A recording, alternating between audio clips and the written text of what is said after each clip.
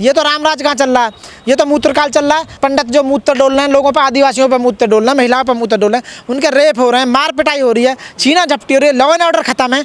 पता ये क्या चल रहा है, ये रामराज में ऐसा थोड़ा, ये रामराज नहीं चल रहा, ये बहुत बुरा राज चल रहा है इस समय। इससे जल्दी से जल्दी निजात पाने की कोशिश करो और किसी अच्छे सी बहन कुमारी मायावती जैसी नेता को, बहुजन समाज पार्टी जैसी पार्टी को सत्ता में लाने की कोशिश करो, तो तब मानेंगे हाँ भी अम्बेडकर राज चलेगा। और अम्बेडकर राज में सब सुखी रहते हैं। साथ उद्घाटन हो रहा है जनवरी में। मंदिर तो बहुत हैं, पहले भी 10 लाख मंदिर भारत में हैं बहुत बड़े। एक मंदिर और बन जाएगा, उससे क्या फ़र्क पड़ जाएगा, बिजनेस बढ़ेगा, बनियों का बिजनेस बढ़ेगा, पैसा जो आएगा वो पंडितों पर आएगा, चढ़ावा वहाँ दलितों को चढ़ेगा, शूद्रों को चढ़ेगा। हमें क्या फ़ायदा हो रहा है उससे बताइए। बिजनेस जिसको मिलेगा मिलता रहेगा। उस कमेटी में कितने इन्होंने ओबीसी वाले बनाए, कितने एससी बनाए, कितने एसटी बनाए, आप बताइए कितने इनको बिजनेस मोमडनों को दे रहे हैं वहाँ। ये सब बिजनेस है इनकी सब।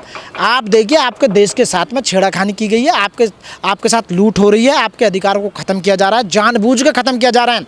आपके अरे शुक्र करो बाबा साहब अम्बेडकर का, जिन्हें आपको वोट देने का राइट दे दिया। यदि वो वोट देने का राइट ना होता ना 5 साल में तुम सरकार ना हटाते, ये राजतंत्र होता। आप बताइए, एक मोदी जी जब संसद का उद्घाटन करते हैं तो संगोल हाथ में लेते हैं। संगोल का मतलब जानते हैं आप, जो राजतंत्र में होता था, आप देख लो। तो इसलिए मैं कह रहा हूँ संविधान जिंदा है, आप जिंदा लोग हो, इसलिए सरकार को बदलने का काम करो। बहन कुमारी मायावती सरकार को लाने की पूरी कोशिश करो। साथियों, पीछे के रिकॉर्ड को देखते हुए यूपी पुलिस के हो, जो कि यूपी पुलिस की कस्टडी में भी लोगों की मौत हो जाती हो, तो एक नेता को अपनी जान तो प्यारी है, सब इंसानों को जान प्यारी है। आपने अतीक अहमद का केस देखा होगा, वहाँ पुलिस कस्टडी में उसकी मौत होगी। और आपने एक वो थे तिवारी जिनका कमलेश तिवारी और भी कहीं नहीं तो और नाम था, उनका भी मर्डर हुआ पुलिस कस्टडी में। तो उन्हें ऐसा लगा होगा कहीं ऐसा ना हो कि बीजेपी ने कुछ सेट कर रखा हो मामला, कहीं मेरा एनकाउंटर ना करा दें, इसलिए डर की वजह से अपनी जान को बचाने के लिए उन्होंने बैठने से मना कर दिया। यूपी पुलिस से मुस्लिम डरते क्यों हैं? नहीं, डरते तो इसलिए हैं क्योंकि ठोको राज की नीति चल रही है वहाँ। जो हमारे आदरणीय मुख्यमंत्री हमारे जो हैं वहाँ पे इस समय वर्तमान में महाराज जी, वो काम क्या कर रहे हैं कि वो मुस्लिम नेताओं को, बहुजन नेताओं को, उनको फट्टे लगाने में लगे हुए हैं। अपने जो सामने के जो जिसे बोलते हैं विपक्ष को मिटाना चाहते हैं। बीजेपी के नेता विपक्ष को मिटाना चाहते हैं, और विपक्ष जब ख़त्म हो जाएगा या डराकर धमकाकर अपने फेवर में लेना चाहते हैं। जब विपक्ष ख़त्म हो जाएगा तो राज उन्हीं का होगा, तो इसलिए लंबे समय तक राज करना चाहते हैं। ये एक बार वो सीट जो मुख्यमंत्री की सीट है और प्रधानमंत्री की सीट है, जिस तरह राजनीतिक सत्ता की जो पावर है, जो उसमें जाने के बाद जो मज़े लेते हैं ज़िंदगी के, जो कहते हैं मैंने स्वर्ग तो देखा नहीं, स्वर्ग में भी वो मज़े नहीं मिलते जो एक बार राजनीतिक सत्ता आने के बाद में मिल जाती है। तो वो मज़ों को, उन पावर को यूज करते करते यूज्ड हो गए हैं, अब अभ्यस्त हो गए हैं। अब उन्हें डर लगता है हर 5 साल बाद कि कहीं ऐसा ना हो कि हमारी सत्ता चली जाए। उस सत्ता को बरकरार रखने के लिए वो ऐसा करते हैं। लेकिन आजम खान साहब की कभी तूती बोलती थी बड़े पैमाने पर? बिल्कुल बोलती थी। आजम खां जो उसके समाजवादी पार्टी में बहुत अच्छे पद पे थे, उनके बिना कोई डिसीजन नहीं लिया जाता था। लेकिन वक्त सबका आता है, जैसी करनी वैसी भरनी। लेकिन भूमाफिया ठहरा दिए गए हैं, बेटे पे 420 केस, 2 जन्म प्रमाण पत्र लगाए। मैं वही कहने जा रहा हूँ, इन्होंने जब चली थी इनकी, तो जब राजनीतिक सत्ता आने पर आदमी अंधा हो जाता है पावर में, वो भूल जाता है कि मैं अपने आप को भगवान समझ बैठता है और जनता को कीड़े मकोड़े समझता है कि ये जनता तो वास्तव में बहुत कीड़े मकोड़े की तरह है। आम आदमी को वो आदमी नहीं समझते, जनता को जनता नहीं समझते, क्योंकि हमारा जो संवैधानिक पावर वो इस तरह की है कि यदि किसी की बात को भी हम गलत साबित करेंगे तो बहुत लंबा प्रोसीजर लगेगा। और जब सत्ता में आ जाता है तो पुलिस उनके अंडर में आ जाती है, कोर्ट जो उनके फेवर में डिसीजन देने लगते हैं डर की वजह से। और जो पावर है वो इस तरह की होती है कि उसमें आदमी नशे में सब कुछ भूल जाता है और गलत काम कर बैठता है, और गलत काम जब करता है तो उसका आने वाले समय में उसका पनिशमेंट मिलता है। तो इसीलिए आजम खान आज जेल में है, और जेल में जाते जाते उन्हें इस बात का डर था कि भाई मैं जेल से तो बच जाऊँगा, कोर्टों से भी बच जाऊँगा, ऐसा ना हो कि मेरी फील्डिंग लगा रखी हो, कोई मेरे को एनकाउंटर ना करा दे, मरवा ना दे अतीक अहमद की तरह। तो इसलिए उन्होंने जीप में बैठने से मना कर दिया।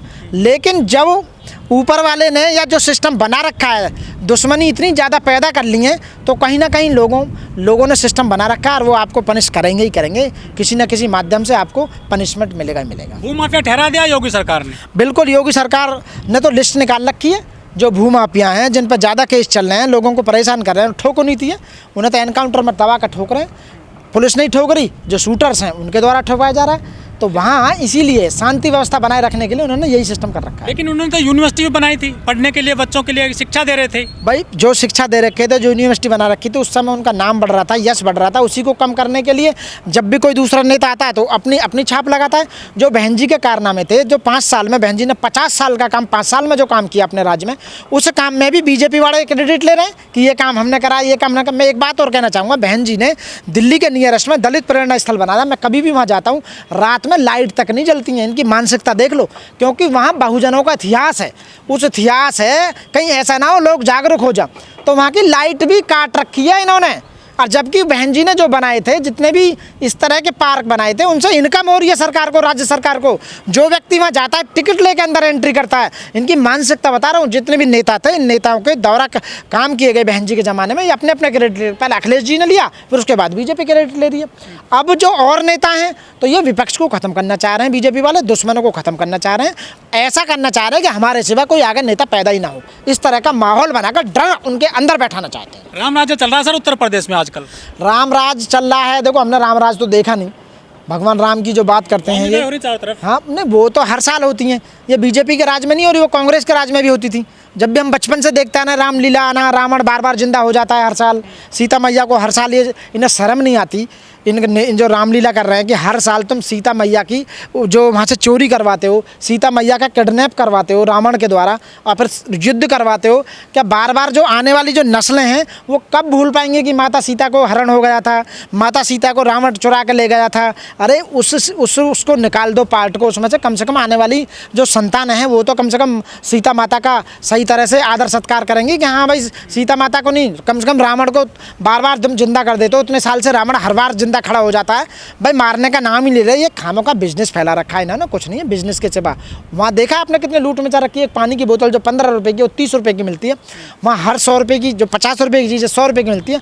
वहाँ कौन है? ब्राह्मण, बनिया और ठाकुर, उन्हीं को राज है, उन्हीं का कर रखा है। वहाँ जो जाते हैं बहुजन लोग जाते हैं, बहुजन बच्चे जाते हैं वहाँ पर जो देखना, वो अपना पैसा, वहाँ उनका पैसा ठग रहे हैं। तो उनके पैसे को ठगने का ये एक षड्यंत्र है। संस्कृति को आगे बढ़ा रहे हैं वो तो। हिंदू संस्कृति को तो आज ही बढ़ा रहे हैं, वो तो पहले से बढ़ रही है हिंदू संस्कृति। वो हर धर्म के लोगों का अपना अपना कारनामा है, वो बढ़ाने के तरीके और भी हैं। लेकिन मुझे नफ़रत है अंधविश्वास से, मुझे नफ़रत है मनुवाद से, मुझे नफ़रत है पोप लीला, पोप गंडा जो फैलाते हैं प्रोपेगेंडा, उनसे। और भी बहुत सारी चीज़ें हर साल ये कम से कम उसमें 2-4 ऐसी स्टॉल लगाएं जो बच्चों के लिए फ्री किताबें दें, फ्री पेन दें, उनकी समस्याएं दूर करें, तो हम जाने हाँ भाई राम का राज चल रहा है। तो योगी जी 51 लाख दिए जलवाएंगे अयोध्या में इस बार। 51 लाख योगी जी दिए जलवा सकते हैं, लेकिन बहन कुमारी मायावती जी के राज में जो स्कॉलरशिप चली थी बच्चों को पढ़ाने के लिए, गरीब बच्चे जो पढ़ते थे, वो स्कॉलरशिप ख़त्म करने का काम कर रहे हैं। और आप कह रहे हैं राम राज चल रहे हैं, वो ख़त्म कर दिया। जो गरीब बच्चे पढ़ते थे, BA, BCom, BSc, MA, B.Ed, LLM, PhD, B.Tech, M.Tech, MBA, MCA जो पढ़ते थे, उसकी फ़ीस जो बहन कुमारी मायावती अपनी सरकार में देती थी, स्टेट गवर्नमेंट के फंड से जाती थी, वो सब ख़त्म कर दिया है। OBC के बच्चों को पढ़ाने नहीं देना चाह रहे, OBC के बच्चों को कोई वेलफेयर नहीं करना देना चाह रहे, उनके स्वास्थ्य को खत्म कर दिया, उनके नौकरियों को खत्म कर दिया। अब कह रहे हो रामराज चल रहा है, भैया ये कैसा रामराज चल रहा है? दुर्गा पूजा में लग रहे हैं सर OBC सारे। मैं कह रहा हूँ ये कैसा रामराज चल रहा है? रामराज में उनके अधिकारों को खत्म कर रहे हो आप, उनकी शिक्षा को खत्म कर रहे हो, उनके स्वास्थ्य को खत्म कर रहे हो, उनके रोजगार को खत्म कर रहे हो, उनका अस्तित्व को खत्म कर रहे हो, रिप्रेजेंटेशन को खत्म कर रहे हो।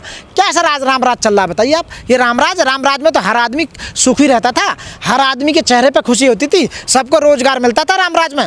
आप क्या कर रहे हो? आप तो रोजगार खत्म कर रहे हो। महंगाई बहुत कम होती थी रामराज में कोई परेशान नहीं होता था। जो रामराज की जिस तरह का इमेजिंग हो रही है,